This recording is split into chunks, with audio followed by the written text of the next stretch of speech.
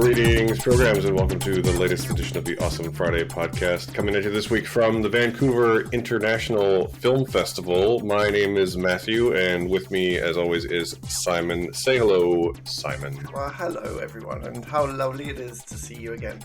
It's interesting, this week, regular listeners can play the game of whose voice is ruined this week. That's right, folks. It's cold and flu season here in Vancouver.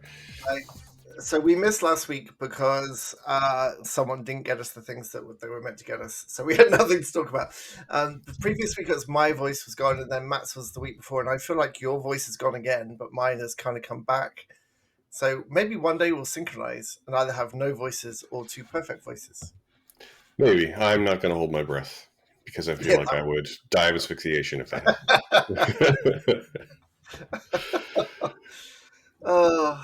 I kind of wish when we have beautiful moments like that, I wish I still taught English in a class, because the best thing about teaching non-native speakers idioms is them ruining those idioms for the non-native speakers.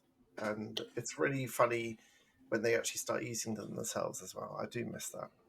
Is that because they're all like wrong or used incorrectly 99.99% of the time? It turns out one of the funniest things is when someone misuses an English idiom that you just know, because this language is weird and stupid, and you just know what certain things mean. And when I teach it to them, I give them the idioms and a list of meanings, and they have to sort of jigsaw them together and then use them in a conversation, but they don't know what the right answer is yet. And honestly, I don't even try and hide my open laughter at them when they get it wrong. We're all friends in my classroom. But it's really weird what tickles you when you're entrenched in a native language.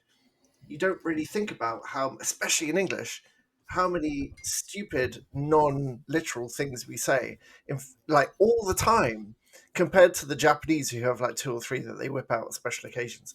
And English is like 90% idiomatic language, and the poor Japanese are like, what do you mean? Yeah. My favorite thing about that kind of thing is that the meanings of them have evolved such that over time that some of our most popular idioms are actually used completely incorrectly, but the meaning has evolved that they are now. So like my favorite one of these is people say that blood is thicker than water, which in its original definition means exactly the opposite of what you think it does. What's because but family something is the second line, isn't it? I can't remember. Well, it's the whole line is the blood of the covenant is thicker than the water of the womb, which means that like the relationships you form in battle are stronger than those of your familial ties. Like it's exactly the opposite meaning of what you think it means.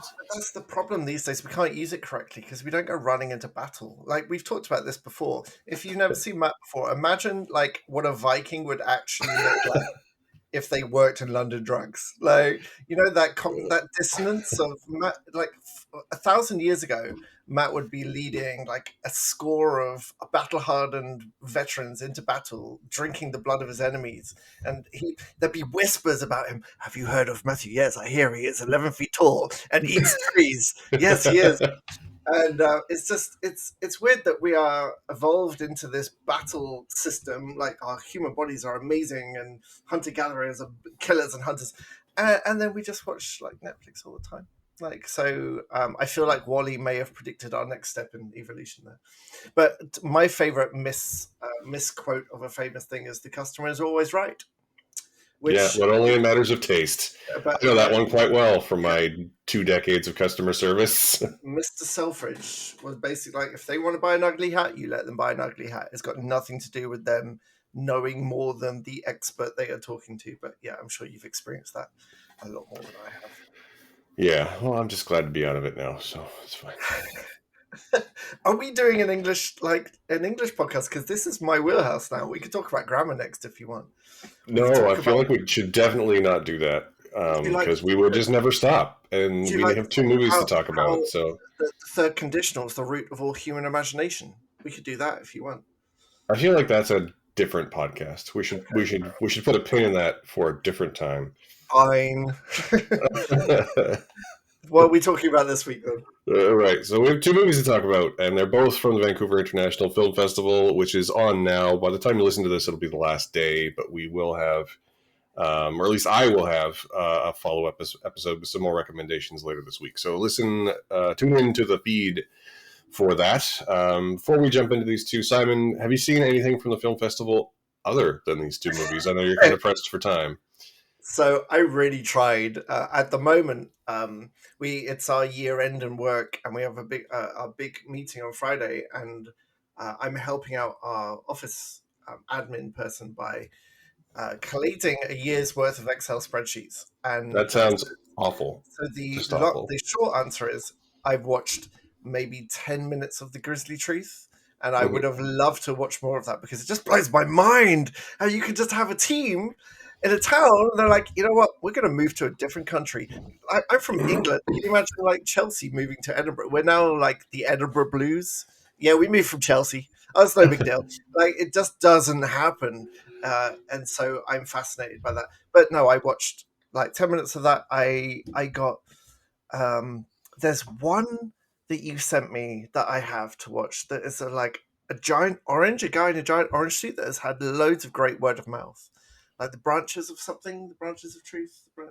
Anyway. Oh, the branches may bend. Yeah, I know the one you're talking about. Oh The god, name, now that you've asked me on the spot, I can't remember the name of it. But if that's the one I think it is, what's it called? Until Branches Bend, I think. Right. Yeah, when branches. Yeah, that actually just won an award too. It's like best BC film, I think. And I've heard great things about it. I haven't had time for that as well. These poor screener links are going by. I'm just not the person to review a film festival at the moment. But I watched these 2 because I've been sick from getting the vaccine. I got side effects again, which is fine. I welcome them with open hands and open arms for that good medicine. But I took it out because I was feeling rough, so I literally just watched everything that we need to talk about today. Nice. What else I watched a few more, not many, but a few more than you, because I've also been quite busy. But I'll be doing, like I say, with myself and Dakota from our friend podcast ContraZoom. We'll be doing a follow-up, like VIFF wrap-up episode together. So listen in on the feed for that later this week, I think, where we talk about some of the films we've seen and liked. So for now, when you speak to Dakota at ContraZoom, who are a wonderful bunch of people, please can you correct him? And it's actually Get Out Us and Nope 1 2 3. If you just mention that to him, that would be great. Thanks.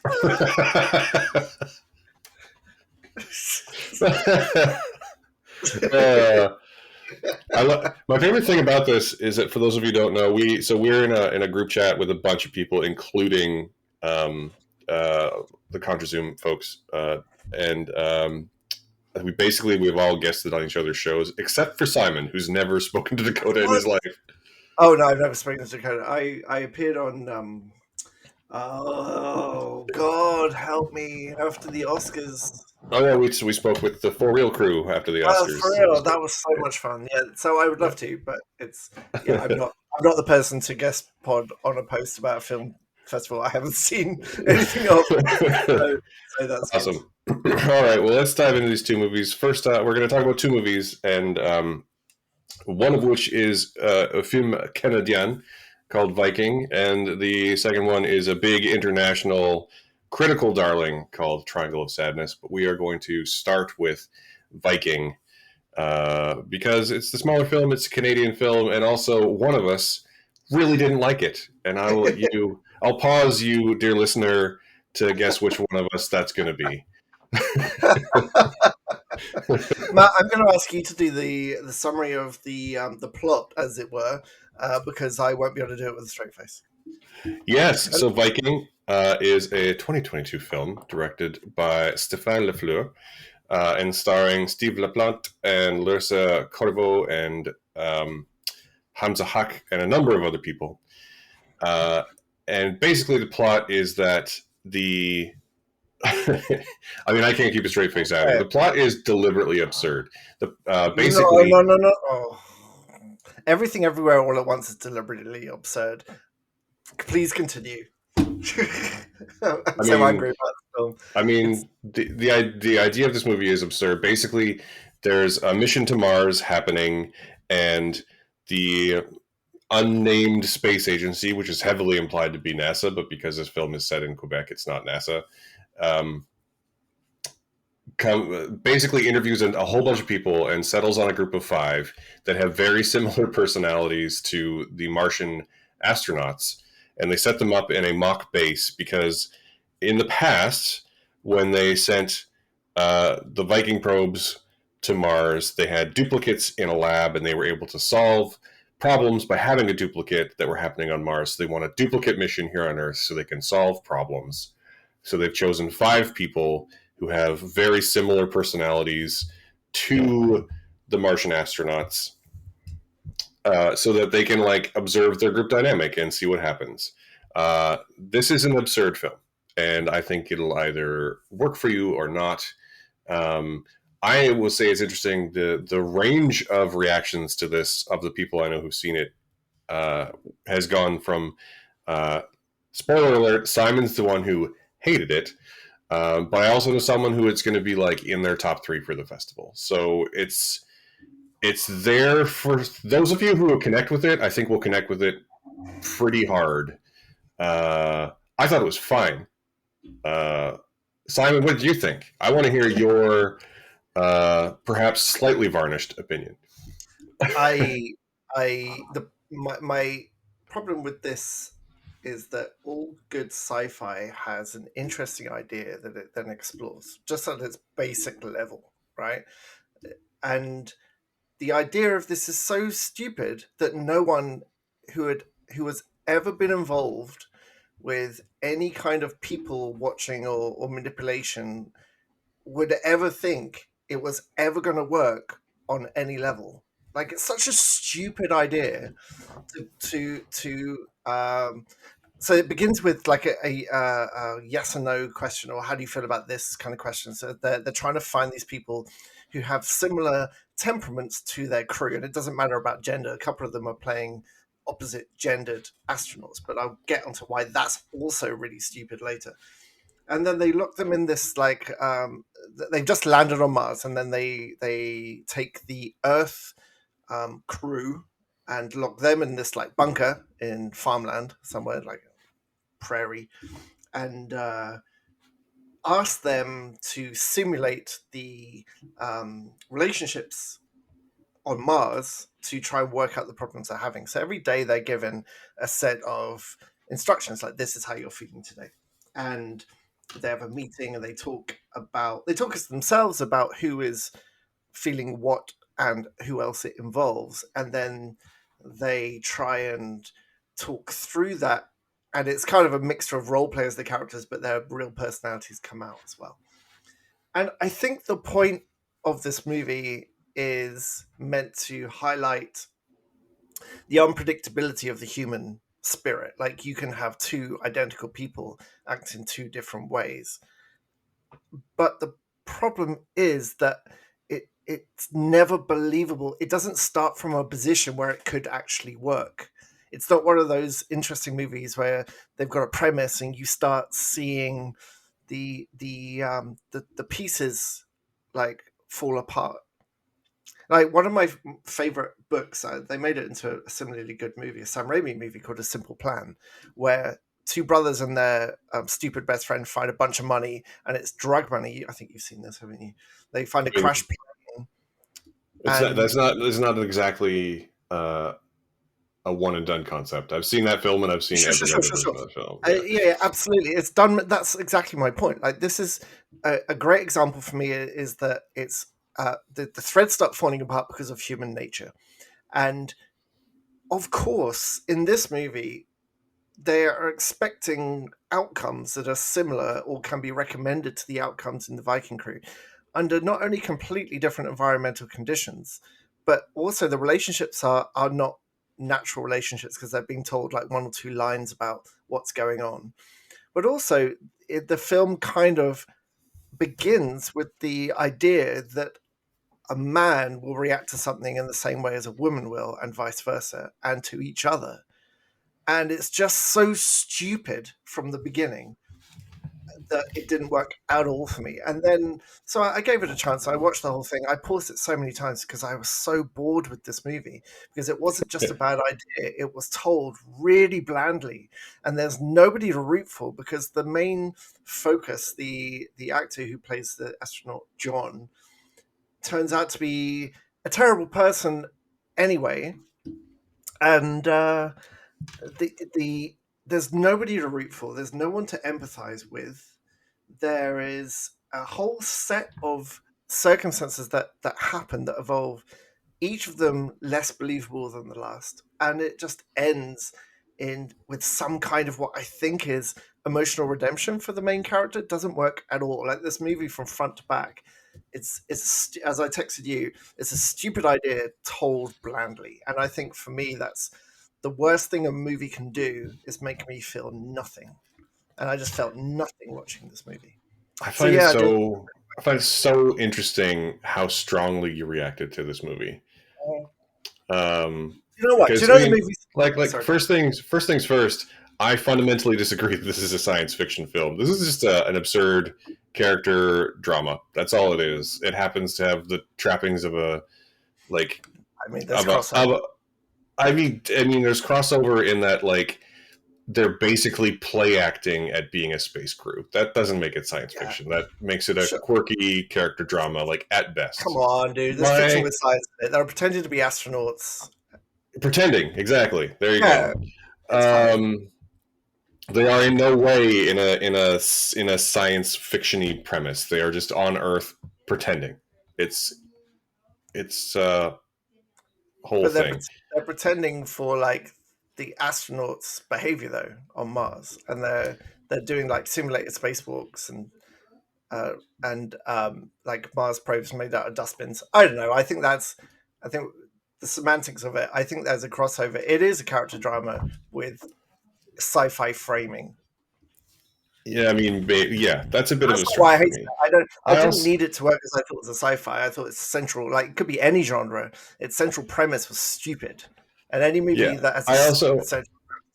I also think this movie is the kind that asks you to sort of buy into something absurd from the get-go, and if you're not able to do that, and I'm not judging anyone who can't, because it is a very deliberately absurd idea that these 5 people could be observed as though they are the same 5 people on Mars in any context. But, like, buying into the movie believing that they could is all that is required. And I think that I thought it was fine. I don't think it was an amazing film, but I thought it was fine. I thought that Steve LaPlante, who plays Dave, or plays John, Dave, who's playing John, was quite compelling to watch. I'm actually a big fan of Hamza Haq, who is a fairly... he actually won a Canadian Screen Award earlier this year. He's a Canadian actor of, I believe, Saudi descent. Yeah, I've seen him in some stuff. I do like. Yeah, he's quite good. I love that it is unabashedly, like, even though they're, like, doing a mission for NASA, they have Christopher Heyerdahl, who, if you know who that is, like, he's, the Canadian character actor at this point, comes in to be, like, this NASA high up and give a speech about how they want to what was the 3 words he used?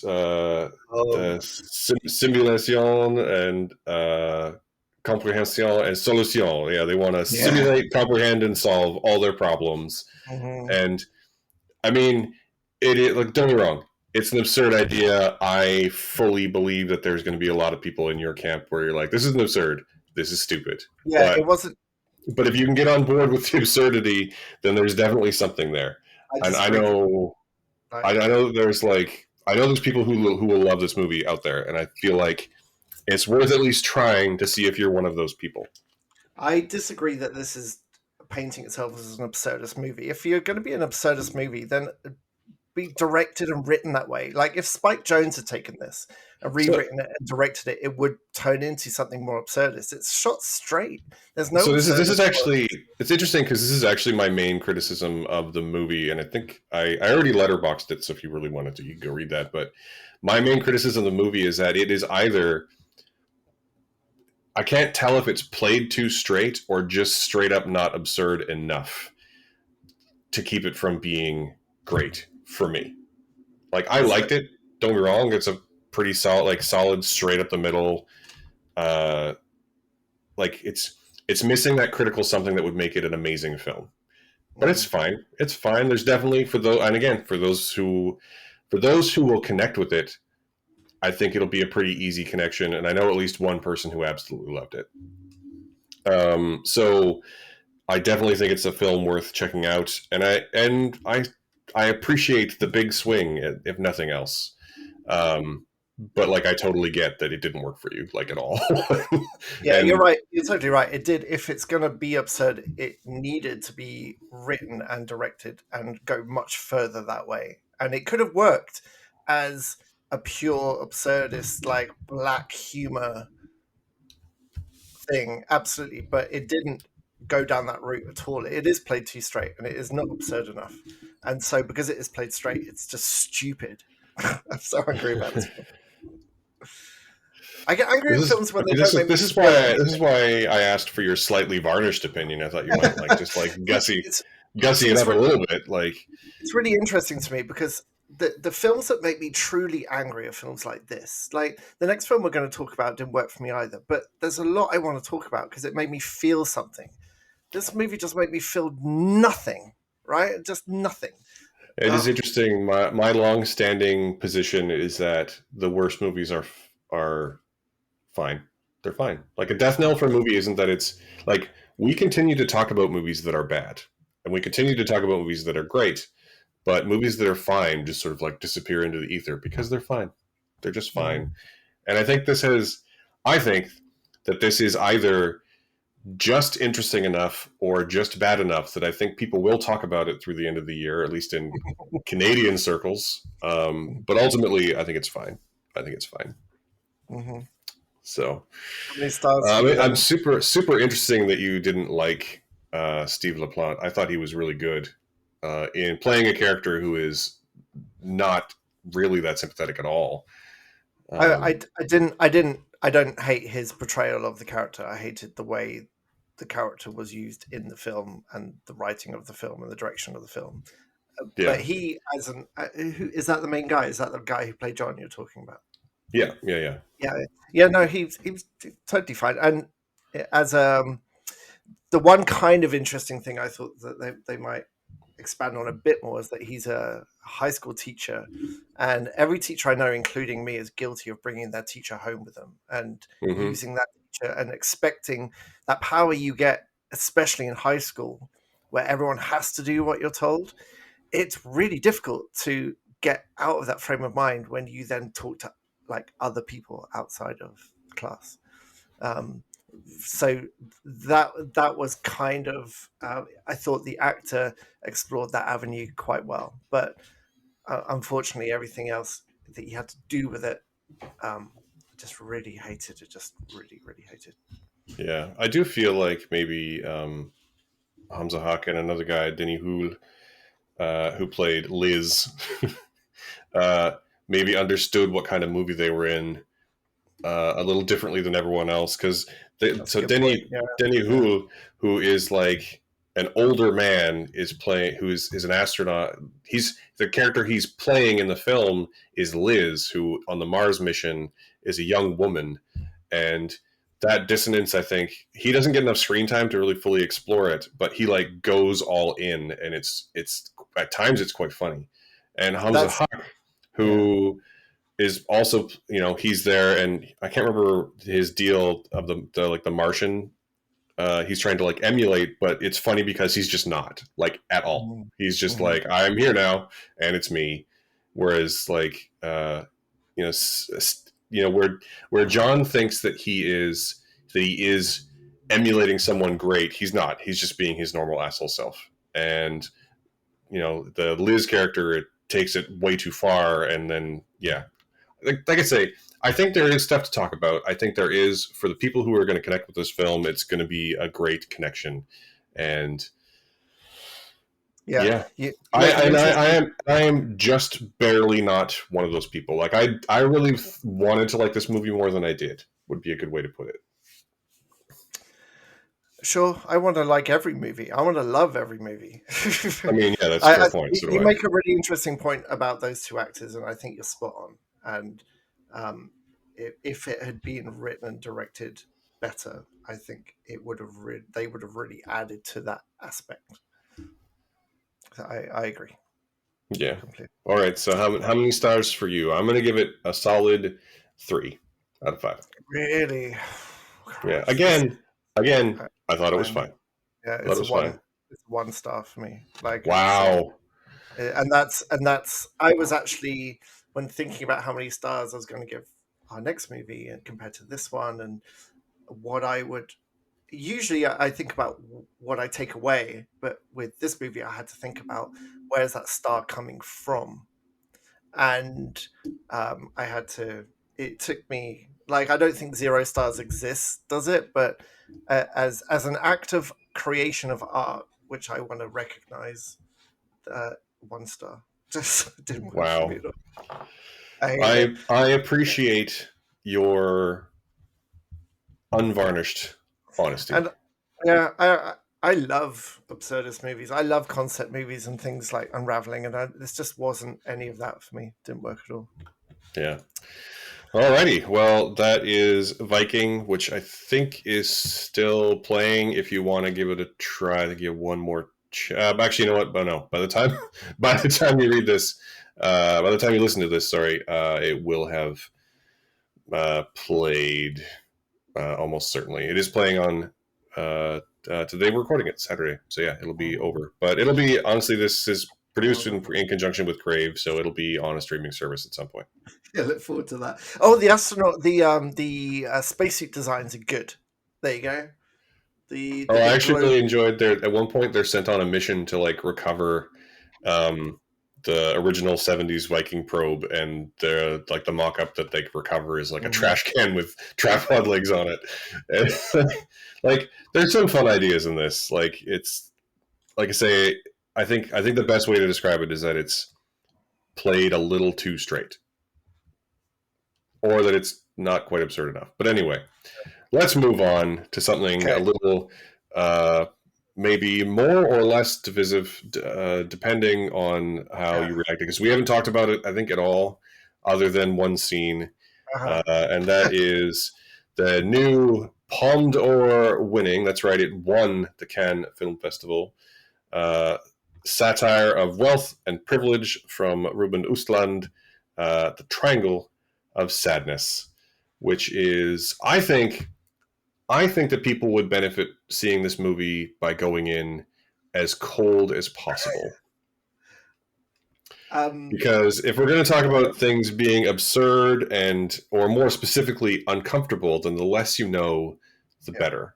And I can expand on that a little bit more once we get a little more deeper into talking about the film too. But Simon, why don't you give us a quick rundown on the plot, a spoiler-free rundown on the plot of Triangle of Sadness? It's really interesting, actually, because I usually we talk about main characters going through the entire journey of a movie, and it certainly feels like in the first act we found our protagonists. We've got a male model. Oh, I forget his name. You probably know. Let me bring up the cast. A male model called Carl, who is going through the audition process of basically stripping down and having horrible, degrading questions asked of him. And as someone who is not through obviously male model auditioning, but I've done lots of auditioning, and it felt very, very, very, very real. How awful that experience was for him. And then we meet his girlfriend, who is also a model, played by, unfortunately, the late Charlby Dean, who Charlby, I believe. Charlby, sorry, Charlby, who died really soon after the release of this movie. I know we'll talk about that later. Before the release of the movie, Really? like right before. She's a model who turned to acting. She's fantastic in this. It's just an incredible loss. Yeah, she's only 32, I believe. And so they're living the model high life, but bickering over money and things. And they decide to go. I'm skirting over a lot, but they decide to get away for a while, which is the second act, where they go on a luxury cruise and they meet they start off in absolute luxury, with the we pan more onto the serving staff and their sort of boss, played by Vicky Berlin, prepping for making sure these rich people have an absolutely perfect cruise. And as someone who has just taken a 3-week cruise where an absolute army of well-dressed people attended to my every whim, it felt very, very real as well. And then things happen on the cruise, and I don't want to talk about the third act, although we're going to have to in kind of in part later, but it goes places. And the whole movie is really about privilege and power dynamics and how it corrupts. And it's a extremely political movie that absolutely does not skirt around what it's trying to say, and will shock you into submission. And I don't mean like a horror movie. Now, this is a movie that is absurd. The Ruben Östlund knows how to write and direct an absurd movie, and the actors are acting like it is. The movie didn't work completely for me, but technically, like, it is brilliantly shot. It is brilliantly written as well and put together, and as an absurdist movie. But buyer beware, this is a movie that is designed to make you feel uncomfortable. And I don't mean like, oh, I'm uncomfortable with my amassed wealth. I mean physically uncomfortable. Which you say that. Although that first thing as well. Yeah, absolutely both. And they are intrinsically connected. And yeah. There are a few moments that I actually had to. There's one moment in particular I had to fast forward through. I thought I was going to stop watching the movie. Oh no, I'm sorry. There's 2 moments because we talked about them both. Yeah. So I mean, it's interesting to me because this movie is kind of like 3 movies in one. Each act is a different kind of movie. Yes. The first one is this character study of Carl setting up his relationship with Yaya. That's Harris Dickinson, and Charlie Bean, and Dean, and they are this couple, and she's kind of like, they're together, and he's like a puppy dog in love, and she's like, I don't know, you seem okay. The second act becomes this really interesting ensemble piece, and then the third act, and I don't know. I don't want to spoil too much about it, but like every piece of marketing I've read says that there's a shipwreck. So there's a shipwreck, and the whole like social hierarchy of this luxury cruise is, so it's still an ensemble piece, but the dynamics shift very fundamentally. Yes. It's Lord of the Flies for rich people, basically. Yeah. And the rich people are all uniformly awful and hilarious. Well, it turns out everyone's awful and hilarious, really. Given enough like rope, they will all hang themselves. That is true. And I think that's one of the strongest statements of the whole movie, is that you can, even with the best intentions, when you have privilege, we as a race cannot help but exploit that privilege. Even if we think we're doing it out of equity and equality, if we have privilege, there are others beneath us, and we will not let that privilege go. And there's although I disagree, because at no point does anyone with any privilege in this film approach their privilege from anywhere other than a selfish place. Yeah, that's what I mean, though. Yeah. But there's I really, really want to talk about one of the highlights of that, but it's a slight spoiler. But there is one of my favorite scenes in this movie, and probably my favorite scene actually, is a scene where the power dynamics shift openly. And it is the scene where the power I think it's, honestly, that is probably the best scene. Not the most memorable, but definitely the best scene in the movie is the scene in the beginning of the third act where the power dynamics fundamentally shift before your eyes, and a character who was basically a background character to this point becomes the most powerful person in the group, and it's amazing to watch. Well done. Yeah, it's brilliantly done as well, and it's not rushed through, and it's given time. I mean, the one thing this movie does is it doesn't rush anything. It does. That's perhaps one negative that I have with it, is that it it really, really wants you to focus on, if there's something it wants to tell you, it will show you that, and it will not pull away for a good long while. Where other movies might have made their point and moved on, this the director has chosen to focus on his point for longer than perhaps you would expect, if that makes sense. Yeah, I mean, I think that in and of itself might actually just be the point, though. Like, you don't get to look away from this, what's happening, right? Like, because that's, as we so often do in, our news media, or just in real life, we look away from things, and the movie doesn't let you, and that can be uncomfortable. Yeah. But perhaps lead to some personal growth. I don't know.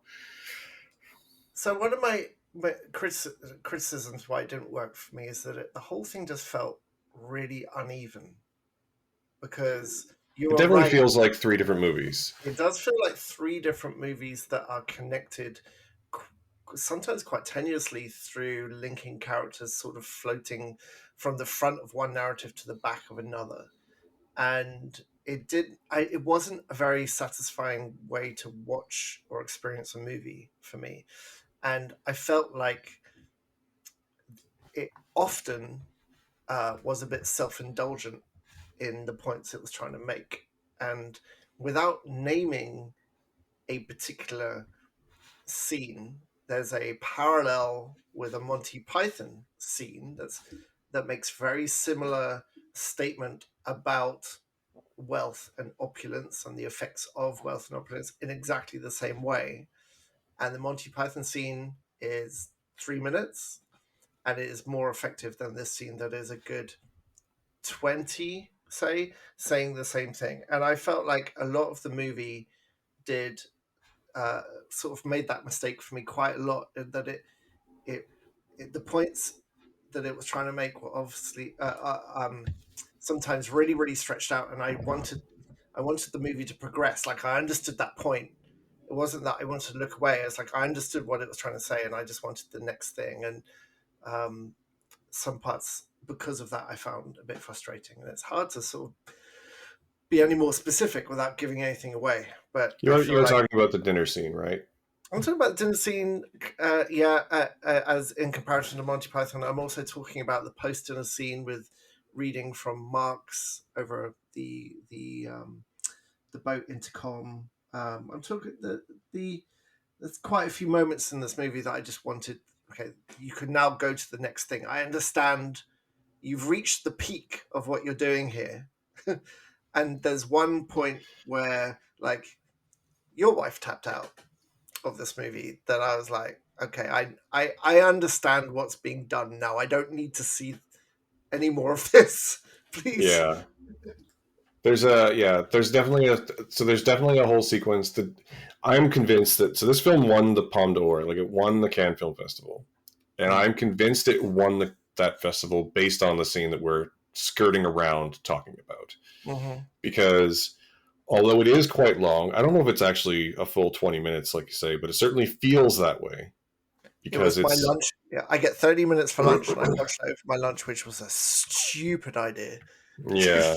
But like, it is a perfectly, in my opinion, it's by far the most memorable scene in the movie, and it is a perfect execution of a long, slow ramp up of just, I mean, tension would be the wrong word, but like, um, basically, there's two groups of people interacting in this dinner scene, like the people who are eating and the people who are serving them, and it's a good example of things going.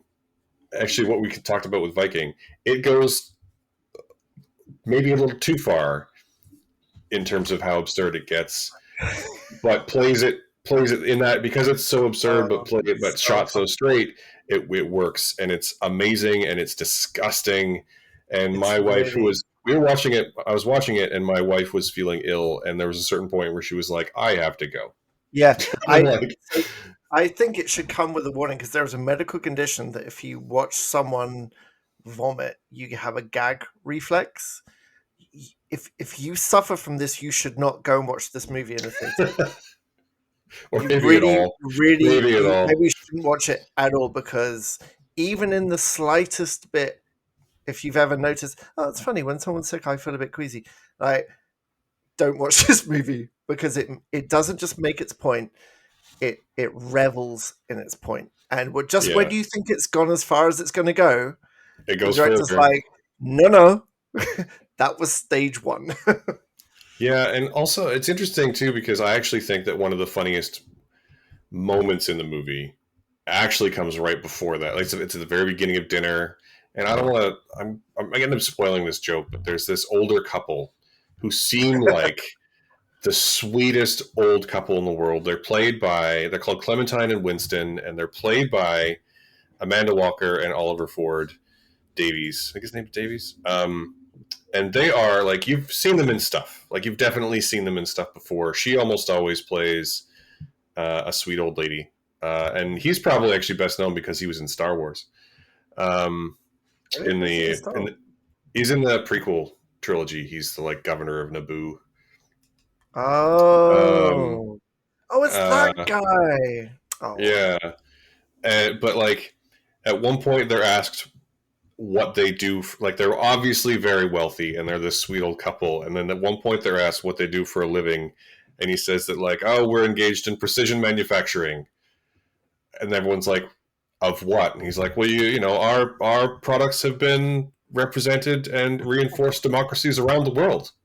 Like, and it just goes to like exactly where like they're revealed to be the worst, maybe the worst people on the boat, but they're played as like such a sweet old like church going like they're the kind of people who like stay behind a church to talk to the vicar, you know, like they're in yeah, and some they are so 70s lovely. British comedy and they're so lovely, but it turns out they're just awful human beings. And that whole conversation, I swear to God, is like I lost my shit laughing at that scene because it's played so perfectly.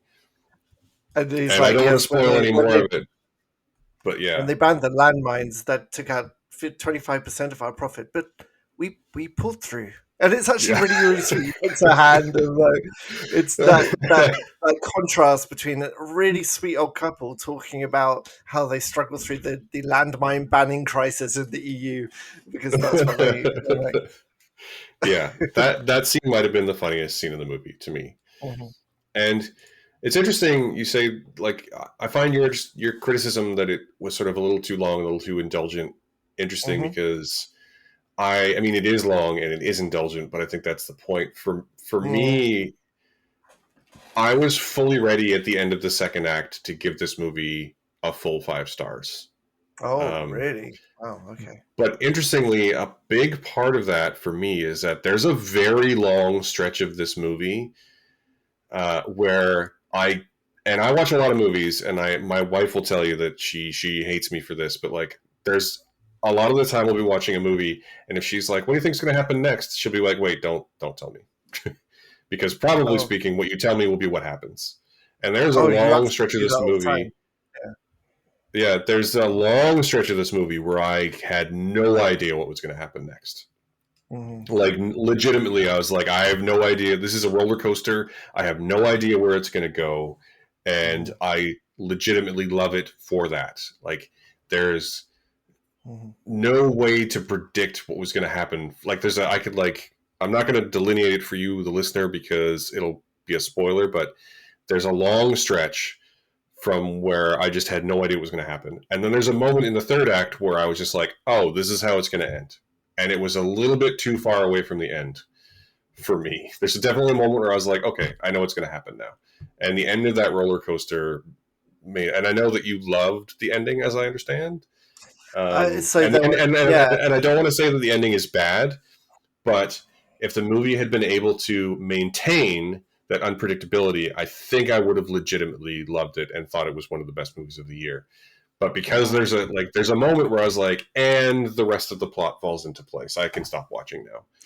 But I don't. Um, It's interesting that whenever I work out that, and I don't get any displeasure from working that out, then seeing it happen. Like if you predict an ending, do you lose some of the pleasure of it? Well, actually, it's not. It's not the prediction of it. It's that for a long time I thought I wasn't going to be able to. Oh, okay. Right. So it's not the ending itself. The ending itself is kind of the only ending that makes sense for the story. Yeah. But, and I guess that is kind of like criticizing myself, but like I was hoping for something that I wasn't going to be able to predict because there's such a long stretch where I legitimately wasn't going to be able to tell you what happened next. As soon as I was able to again, I was like, oh.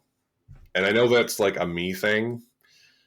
And it's just, you know, I think it's a thing that probably happens to lots of people like you and I who watch a ton of movies. You just sort of get to know how movies Just work. want something new. Yeah. And for me, like for me, if the movie had stayed in a place where it was just as absurd, but I could have told you what was going to happen the whole way through, I think I would have liked it more. But because it was so wildly unpredictable in that middle segment, being able to come, like bringing it back to a place where I knew it was going to happen was a little bit frustrating for me. And I know that that's a very specific and me-centric way to think about art, but there it is, folks.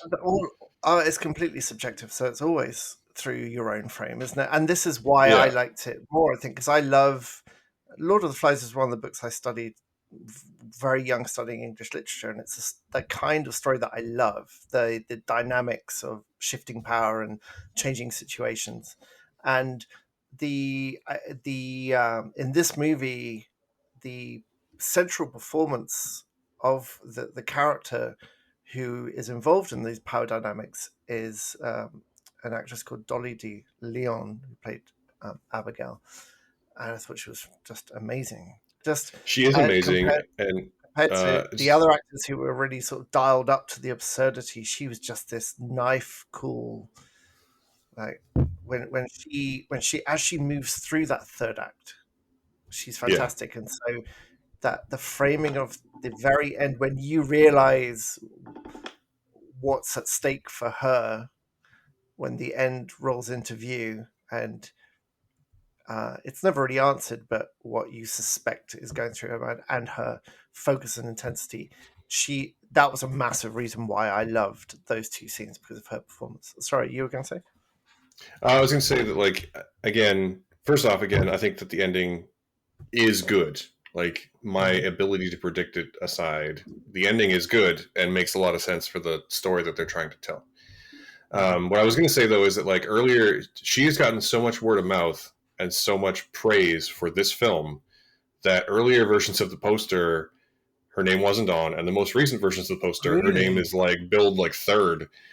It's really interesting and really great because she is legitimately amazing in the film. And even though, like, it's debatable how much of the film she's even in, but she's so good in the parts where she's central that, like, I sincerely hope that she's like the, you know, every year at all the big awards shows, there's always one person who you're like, oh, we're going to recognize this person who otherwise would never has been, even though they've been working steadily for their entire lives. And I kind of hope that it's her this year. I wonder if she wasn't put on the poster to not bring her to the forefront, so you're not watching out for her. Because one of the pleasures of this is seeing this background, very much a background person. And I quite like to rewatch Triangle, actually, to see how much of the rest of the movie she's in the second act. Because I wonder if one of the things the director is showing us is that she was there all along and we never even looked at her, because she was one of the toilet cleaners, and we're looking. She's definitely there the whole time. I get a feeling she's in a lot more of this movie than we realize, and that's kind of the point when she comes to the forefront. But she was phenomenal. It definitely is, because if I remember correctly, there's only two of the help staff who have any lines. One of which is the manager, who's played by Vicky Berlin, and then there's one scene at the very beginning of the second act where a cleaning woman comes to the door, and it's her. Yeah, is that her? Oh, yeah. Perfect. Oh, that is perfect. Right. And I feel like we're talking about the movie in more depth than I would like. Because again, like it's hard not to, though. Like there's the bottom line is I think you should see this movie. We're not really talking about anything that isn't in the marketing, and you should definitely see this movie. because of it's very singular in its vision.